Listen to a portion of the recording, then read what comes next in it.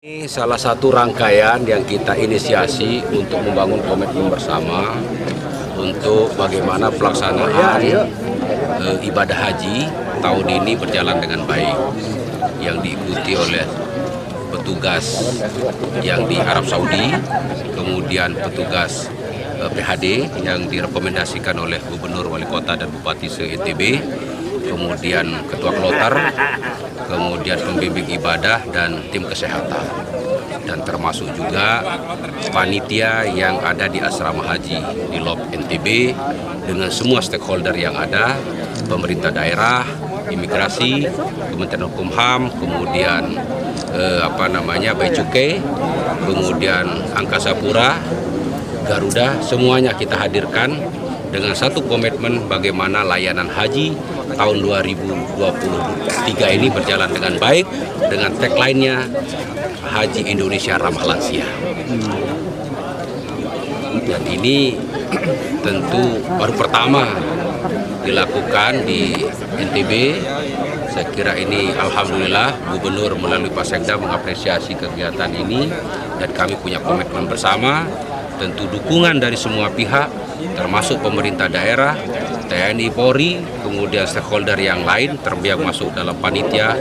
Kami sangat harapkan untuk bekerja secara maksimal untuk melayani tamu-tamu Allah, Duyufur Rahman, yang akan insya Allah akan diberangkatkan.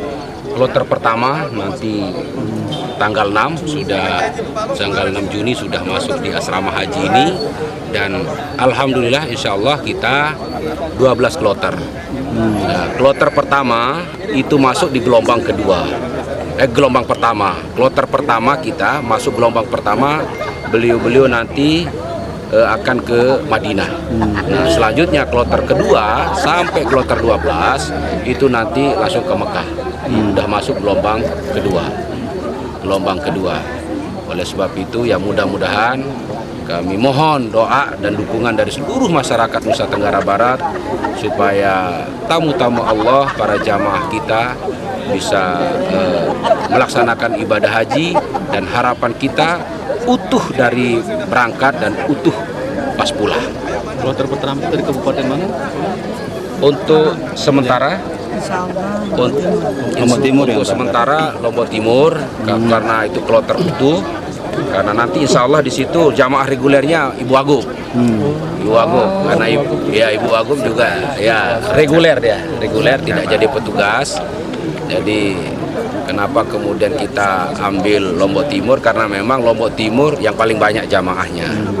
Jadi dan kebetulan juga Ibu Agum selaku pribadi menjadi jamaah reguler, tidak menjadi petugas.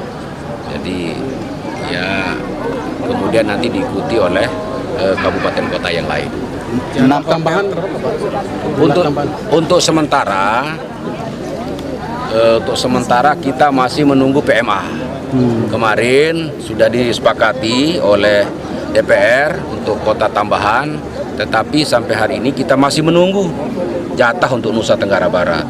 Ketua Kloter dengan tim kesehatan akan mengidentifikasi dari awal mana yang pakai kursi roda, kemudian layanannya beda.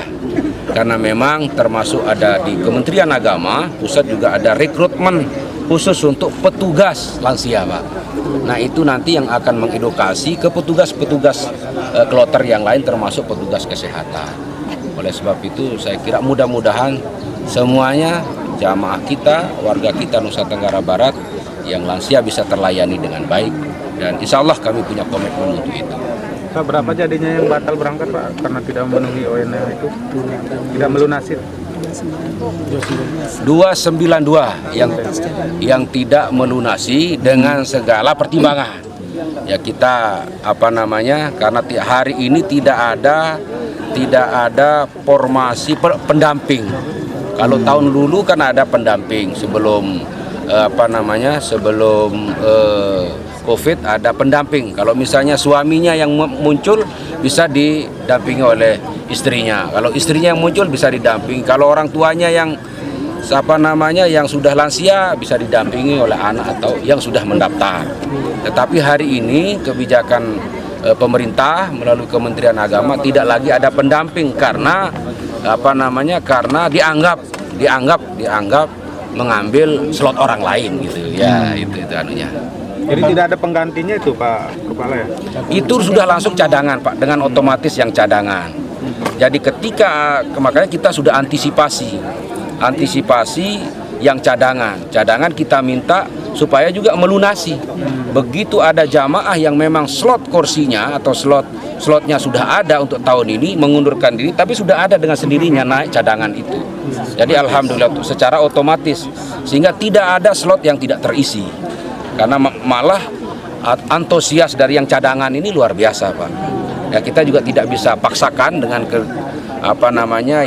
yang ada namanya di tahun ini, mungkin dengan pertimbangan macam-macam, pertimbangan ekonomi, pertimbangan kesehatan, ada juga yang memang meragukan kesehatannya, ada juga yang tidak rekomendasikan oleh dokter, maka kita minta beliau-beliau yang tidak melunasi atau tidak berangkat tahun ini yang memang sudah ada namanya untuk bersurat ke kami, kepada jamaah kita, terutama kepada petugas Pak yang menyertai jamaah untuk mempertegas sosialisasinya, untuk sosialisasinya lebih intens bahwa hari ini tidak lagi seperti dulu bawa beras, karena tidak ada masak sekarang, semuanya sudah tersedia dengan baik yang ada di Mekah, baik yang ada di Madinah, sehingga ya harapan kita masyarakat tidak harus sibuk-sibuk membawa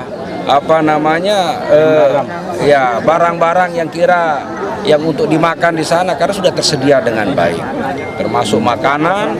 Karena kita juga menurut informasi dari catering yang ada di panitia yang ada di Arab Saudi, insya Allah menunya menu Indonesia Pak, menu Indonesia. Tapi bukannya produk NTB juga dititipkan untuk di kegiatan haji ini Pak Haji? Ya saya kira itu kan nanti ya UMKM itu kita kembalikan kepada para jamaah ya, kalau misalnya itu juga dibawa sebagai bagian dari promosi, itu juga saya kira itu kan kita kembalikan kepada jamaah masing-masing. Kalau lokasi jamaah kita sampai ke Tanah Suci kan banyak lansia, apa cukup jauh dekat penginapannya nanti kita? Nah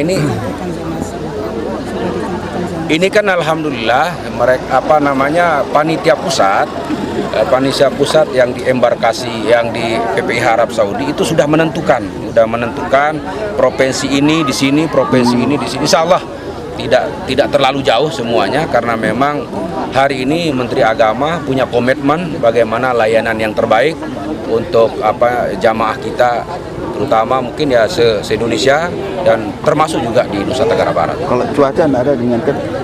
Ya. Soal cuaca, soal panas sekarang 50 derajat ya, 50 derajat. Saya kira makanya ini juga menjadi catatan bagi teman-teman petugas ya, teman-teman petugas untuk bisa memberikan informasi kepada masyarakat kita, para jamaah kita, untuk bagaimana menjaga kesehatan. Kemudian yang jelas tim medis, tim kesehatan, kloter dan yang lain-lain termasuk petugas di Arab Saudi sudah siap dengan segala konsekuensi untuk melayani jamaah kita.